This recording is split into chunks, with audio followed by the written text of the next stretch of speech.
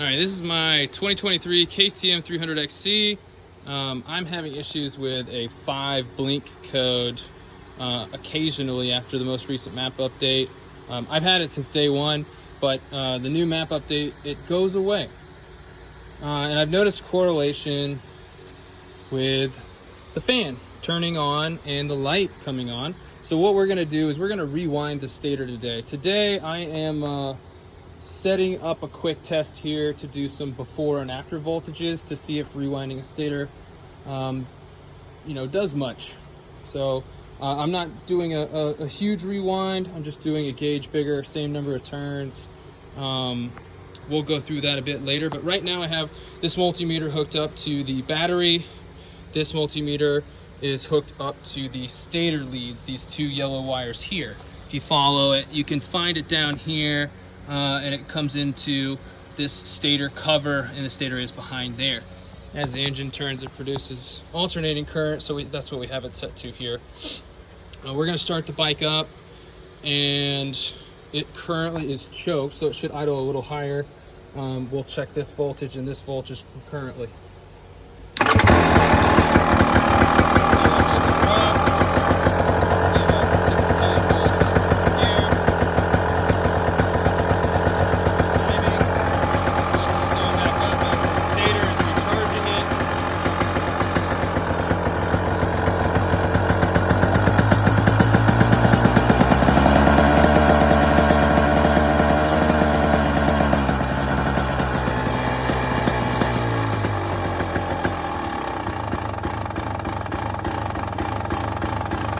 This is at idle. See the voltage is kind of jumping around. Not really recharging the battery at all.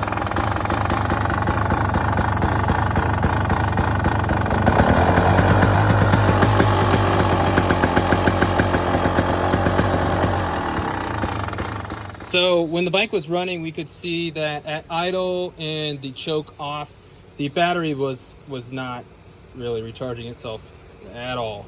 And the alternating current confirmed that through this meter. So now we're gonna go ahead and disassemble the bike and get the stator off and start the rewinding process. Disassembly is pretty easy. You know how to take off your seat. It's this one bolt here, seat slides off. We'll remove this fuel pump connector, and I've already gotten started. We'll remove these 2 radiator shroud connectors on both the right and the left side. There is a bolt right here that we need to remove. We'll disconnect our fuel line by pushing this button. I'll go ahead and do that. A little bit of fuel there, that's why we're outside. KTM provides a cover for this and a little plastic piece that fits inside of here, so it limits the amount of debris. Hopefully prevents all of them, but sometimes they get through. That's why they have this little tiny screen in here. Let's get started. So whenever I am removing a stator, I like to lay the bike over. This might not be ideal for carb bikes if you don't want a bunch of gas. I would drain the carb first, but this way, it's really easy to access the stator. Parts are not falling out. We have a Bendix in there and a couple other things that, like the gasket, that I don't want to try and hang while I'm putting the bolts back in. So I'd highly recommend leaning the bike over, on something so the pipe doesn't come in contact with the ground. But otherwise, this I think is probably the easiest way to do it. So I've removed the stator. All the bolts are the same length, so we don't have to worry about which order that they go into. This is the stator, this is the stator cover, this is the harness. We can see that I unplugged it. It used to go up there. Here is the flywheel. Pretty normal. And then it looks like we have a timing device here. So this will pick up. There are some pins that come out of the cover. Mine were stuck in the cover and not the case, but there are 2 pins that I found. This one here and this one up here. You can wiggle them out with your hand or gently with a pair of pliers and like a rag over it so you don't scratch them. But they'll help you locate your gasket and it keeps it in place. It's really nice feature. Good job, KTM. So next what we'll do is we'll remove these 3 Allen head bolts. The stator is very small. And then we will get to unwinding. So here we have the stator. Here we have the stator, and we have our leads for the multimeter. We're gonna put it on ohms or continuity. It's gonna beep in case we screw up rewinding this thing. What I'm gonna do is I'm gonna number these coils, and then I'm gonna write down how many turns it took per coil in what direction. That way I have something to refer back to if I get distracted, which happens pretty frequently. We can see that the wire is pretty small, looks to be about 18 gauge. And I measured this before, but just to show you, we can measure a piece of wire here. Let's measure this guy. So this is gonna be 1 millimeter, so 18 gauge. What I did is I purchased 16 gauge, which is a bit thicker. It's about 1.5 millimeters. Yep, 1.5 millimeters. That way we'll get more power. This is not that much larger. I didn't want to overwhelm the system, the electrical system, and have to replace like regulator rectifiers or anything different. What we'll do is these are like glued into place. So once we remove all the wire, we will glue the new wire back into place with some JB Weld epoxy.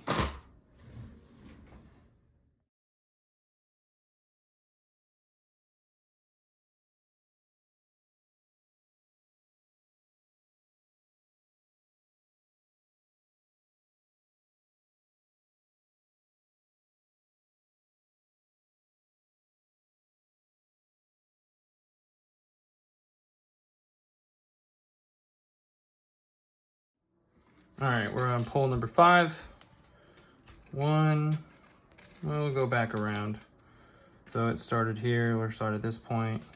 1, 2, 3, 4, 5, 6, 7, 8, 9, 10, 11, 12, 13, 14, 15,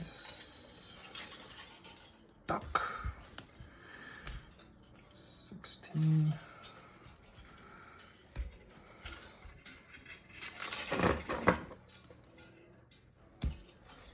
17, 18, 19, 20,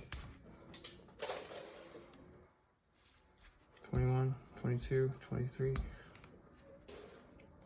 24, 25, 26, 27,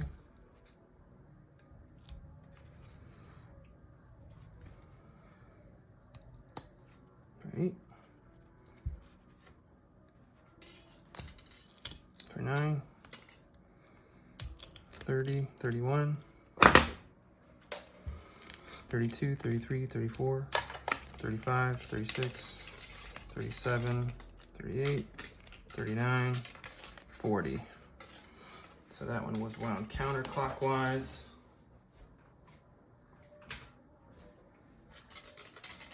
Number 5.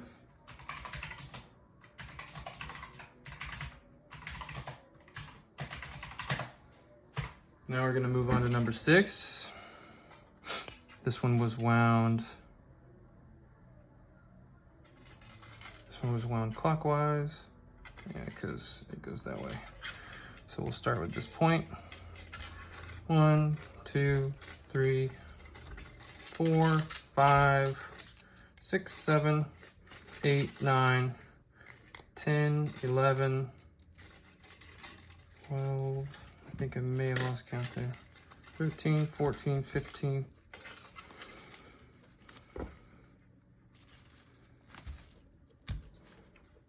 16, 17, 18, 19, 20. 21, 22, 23, 24, 25, 26, 27, 28, 29,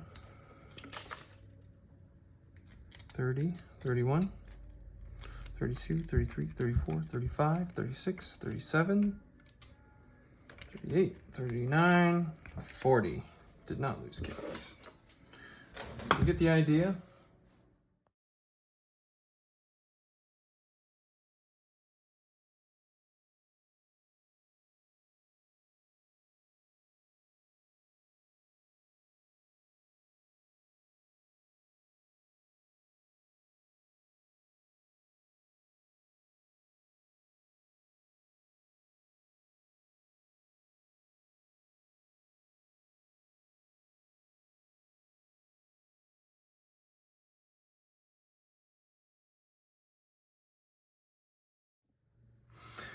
So I had to do a small repair.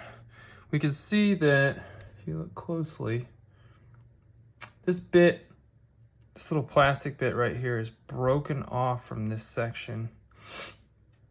Some of the epoxy had stuck to it and ripped it off when I was removing the wire.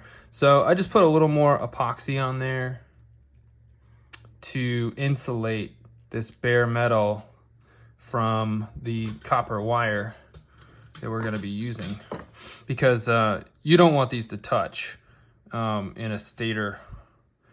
Just to be sure, we will take our multimeter and we'll set it to the ohms setting, and we'll attach one side to the stator body. And just for demonstration purposes, I'll just hold it on there. And then we'll attach one to the wire. And if the wire touches the body, it'll beep. That way we know we'll have an issue before we put it back on the bike and figure out there's a problem and it fries something.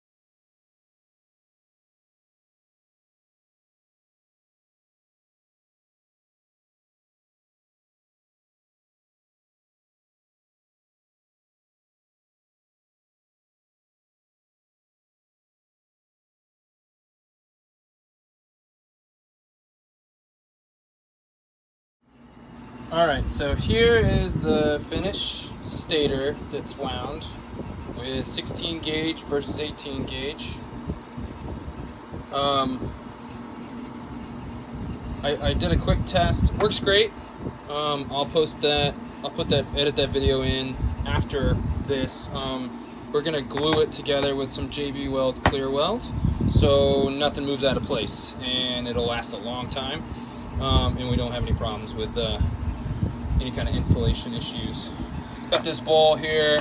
We're just gonna take this, put it in the bowl, mix it together, and then apply it with a small paintbrush to all the coils. So we'll make sure that we get everything nice and covered and make it strong.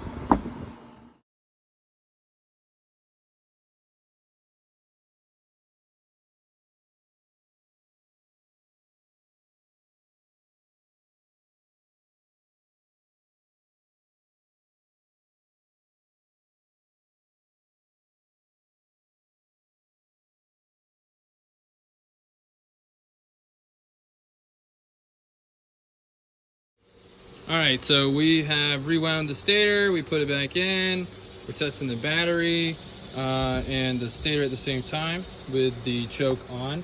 Last time we had about 13.2 on the battery while it was running, about 16.9 from the stator. Well, the choke is not on.